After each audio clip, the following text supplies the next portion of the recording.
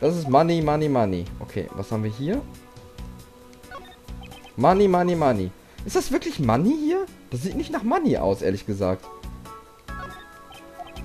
Okay, aber anscheinend doch. Das hier. Okay. Das haben wir auch und... Das haben wir auch. Mann! Ich komme nicht drauf. Das ist ärgerlich. Vielleicht muss ich auf die Glases... Was? Was hängen? Ach so, okay. Ja, das ist mir klar, aber...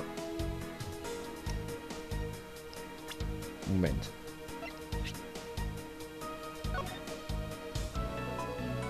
Ja, ich weiß, was fehlt. Da, dieses rote Teil, sein Mobile Phone oder was weiß ich, was das ist. Ah, ich bin ja auch blöd, ey. Na gut. Ja. Ah, ja. Ja. Ja, ihr müsst verzeihen, aber, ich habe das Spiel vor Jahren, also, erst einmal durchgespielt. Auch nur einmal, also. Und deswegen kann ich mich nicht an alles mehr erinnern, aber... his cell phone, Miss Tenero. So I guess because it's not here. Yes, I think we can safely deduce that the killer took it. Missing cell phone data jotted down in my organizer. So. Buja. Und die Leiste ist auch wieder vollständig aufgefüllt. What's going on over there? Nee, ich werde das nicht nochmal übersetzen. Das war ja grauenhaft. Ja, was ist denn los? Unforgivable. This is unforgivable. Do you understand what I'm saying? The movie is late. It is the same level of bad as if the plane arrived late. But the movie... What? I will not talk to you anymore. You are just wasting my time. Diese Musik, ey. What is the matter, Mr. LeBlanc? If there's no emergency, please return to your seat, sir. Do not tell me what to do. I need to sit down. Not to sit down. Well, Mr. Prosecutor, did you prove you are innocent yet? If you would like, I will prove my innocence to you right now. What nonsense! Are you saying my eyewitness testimony is mistaken? Not mistaken, merely that there's room for doubt. I'd be most honored if you could please tell me what you saw in detail once more. Fine, suit yourself. Und er pointet wieder mit seiner Fingergun auf mich. Und dieser Satz war einfach nur schrecklich. Ich hasse es eigentlich, wenn man Deutsch und Englisch zusammenmischt. Pointet his Fingergun auf mich, ey. Mein Gott, ey. Aber es passiert halt, wenn ich ein Englisch-Spiel spiele, also es sei mir verziehen. I'm certain, ach, ich krieg das erstmal weg. Und dann lese ich mir das gleich durch. So spare ich ein bisschen Zeit. Mr. LeBlanc's conclusions seem to make logical sense. After all, the only person in the lounge at the supposed time of the murder was me. So, my eyewitness testimony... if you think you can destroy it, then come, let me see. Hurry, do I look like a man who is having the time to wait for you? Why is he so irritated? I'm the one accused of murder here. Anyway, I must find a way to discredit Mr. LeBlanc's account somehow. And fast. Na gut. Wir geben unser Bestes.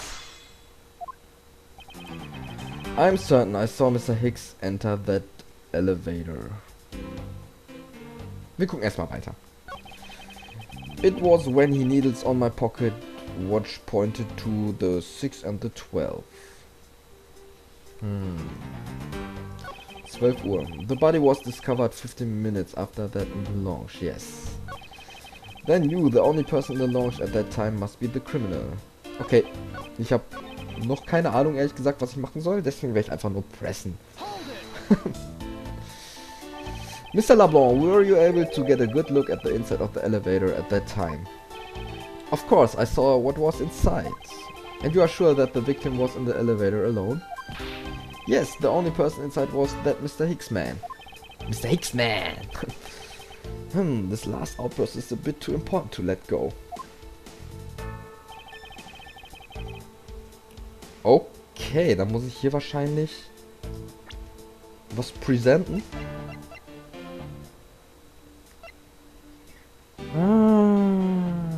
würde ja das hier gern nehmen. Das war richtig. Och, bin ich gut. Also manchmal bin ich gut, aber manchmal bin ich total schlecht. Mr. LeBlanc. What is it? There's a very glaring contradiction in your testimony. What do you mean?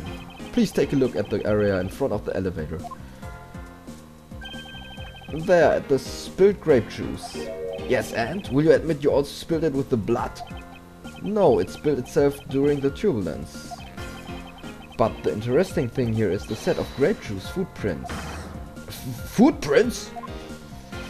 Yes, the ones that lead from within the elevator out into the lounge itself. It's evidence that proves that someone other than Mr. Hicks exited the elevator alive. There must have been another person in the elevator with Mr. Hicks. Now then, I'm done playing games. Why don't you tell us the truth? Ich verstehe das nicht. Can you please translate for us? No way, that's totally impossible, I guess is what he said. No way, that is totally impossible. I know, there was no other person in there. I saw it with my own eyes. If you want to know what I think, Mr. Edgeworth, I don't think Mr. LeBlanc is lying to us. I suppose she's right, he doesn't seem to be lying. But then, what does it mean? What about this contradiction? Mr. LeBlanc, please just once more, will you recall the details of what you witnessed for me? Aber er fängt schon an zu schwitzen. Ja, was er gesehen hat. Das werden wir wieder wegmachen. Ich finde es ja schön, dass man es doppelt macht, aber irgendwie ist es auch unnötig. Mr. LeBlanc, if you would please calm down. What dare you two have an issue with my eyewitness testimony? Ja, das habe ich ziemlich falsch betont. Ah, no, not at all. Please forget I said anything. Yet again, he doesn't appear to be lying. But I can't let this testimony stand as the truth. Irgendwas stimmt da nicht. I was very upset when Mr. Hicks passed my seat. I was always checking the time over and over again.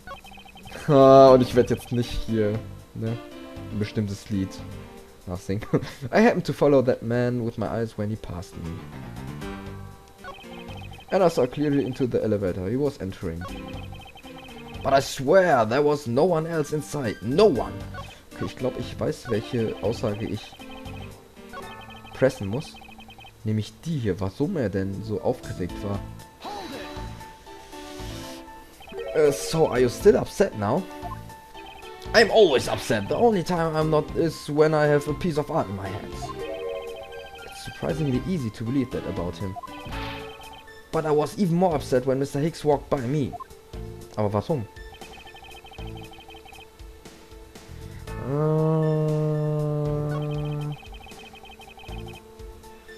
Wenn wir das mal pressen.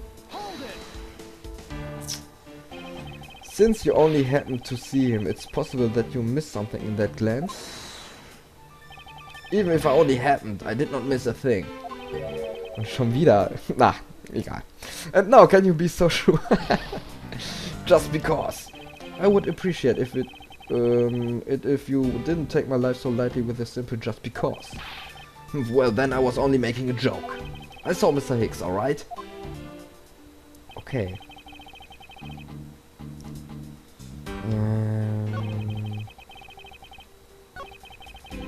Ja, ich weiß nicht genau. Is it possible that someone was hiding inside? What? You dare insult me? I believe in my eyesight. When I look for art to sell, I'm told often I have great sight for the arts. I think the phrase you were looking for was great sense, although that's debatable.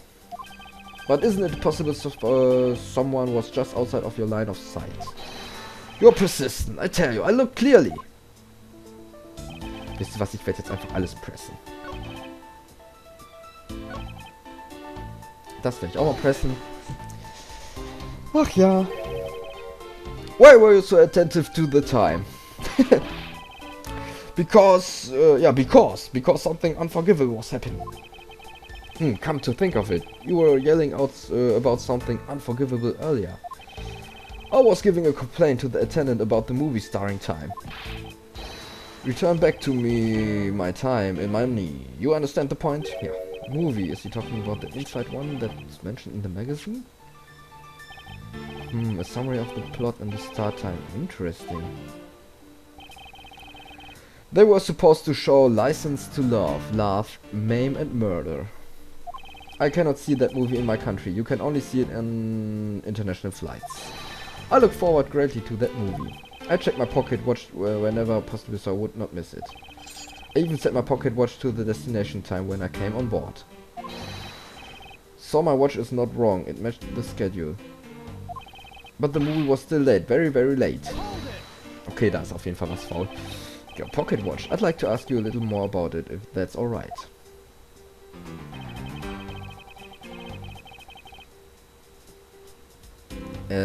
Ja. Okay, auf jeden Fall hat sich das jetzt verändert.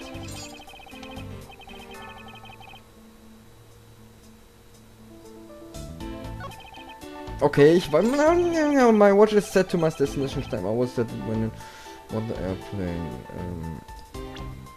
Lass mich mal kurz hier schauen. Ja, Movie beginnt um... Ja... Aber um 6 erst. Wann war der Mord? Er war auch um 6, ne?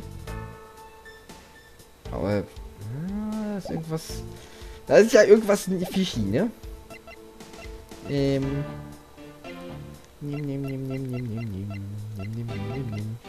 war der Mord? Viertel nach? Okay. Press. You're sure about what you just testified, Mr. LeBlanc? Yes, of course, I'm a very busy man. I'm immediately busy when I land. I have many places to go and no time to waste adjusting my pocket watch.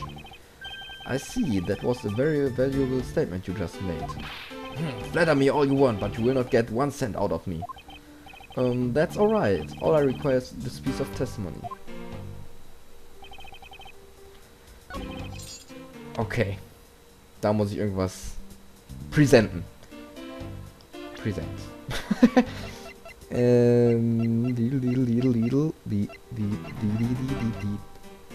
Muss ich das presenten oder eher... Ach Mann, ey. Ah, all time shown correspond to our departure time zone. Ja. Ich verstehe. Ich muss schon längst Schnitt machen. Egal. Wir machen längste Folgen. Mr. LeBlanc, you said this just now in your testimony. I even set my pocket watch to the destination time when I came aboard. Now if your watch has been set to our destination's time zone, it would mean that your watch is displaying the time of our destination. Yes, and the correct time is worth its 6 cents. It would like you to take a look at this. I would like. Ja, genau. If you believe the Sky magazine, clocks on this flight run in accordance with the time of our departure time zone. Of course, the movie schedule was also created with that in mind. Miss Tenero, for confirmation's sake, what time zone is this flight aligned to right now? Well, we made a short stop at a transfer point. That's right, it was in that small Asian country, the Republic of Zhengfa. But we didn't readjust our onboard clocks at that time. So right now we are still running on Borginian time. Ah, what? The time difference between Borginia and our destination is 9 hours. In that case, it's only natural that your watch would be out of sync with the schedule. Whoa! Further, with your analog watch set to our destination's time, it would appear to be running 3 hours fast when compared to the flight's onboard clocks. It also changes everything about your testimony. And you can bet 1 million cents on that. In light of this information, it means you saw Mr. Hicks 3 hours prior at 3 AM.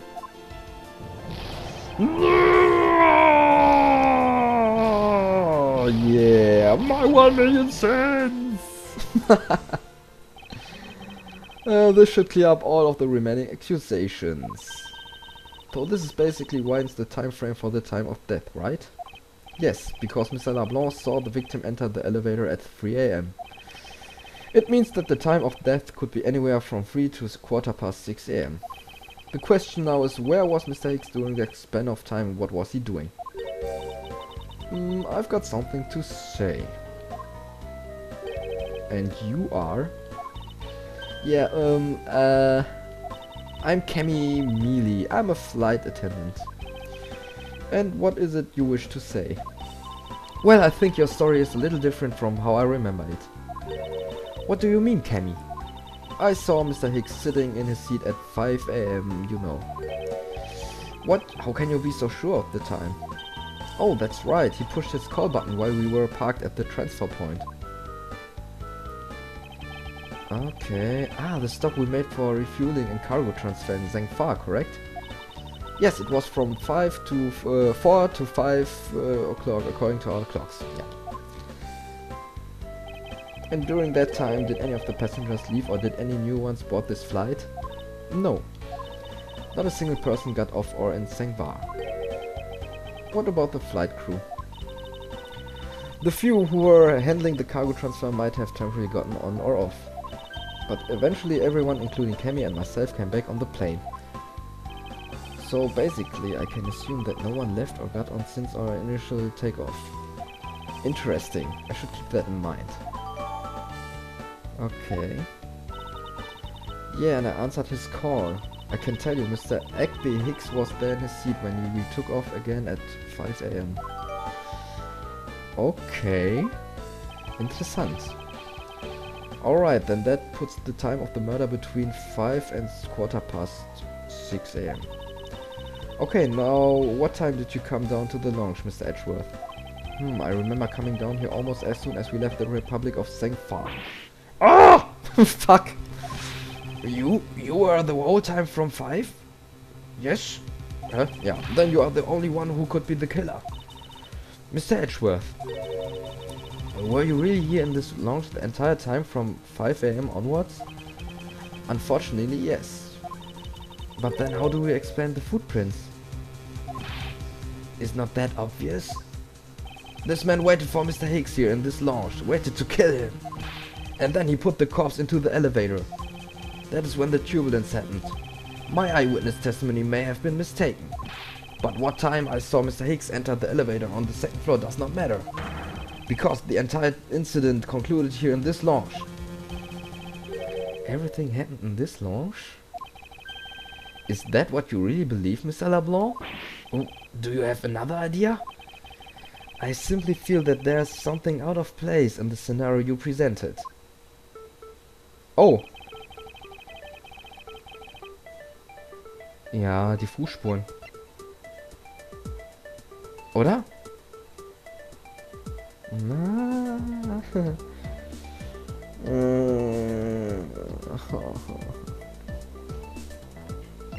Wirklich? Aber ich will erstmal hier kurz das mir anschauen. Nee, das nicht. Ja, hier war's. Nein.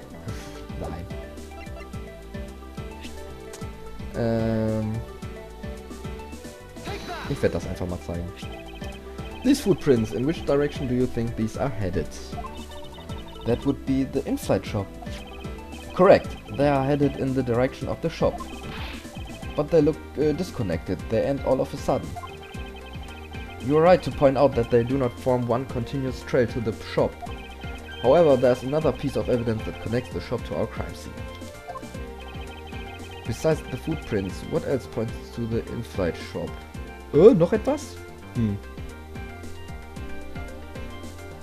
Nein.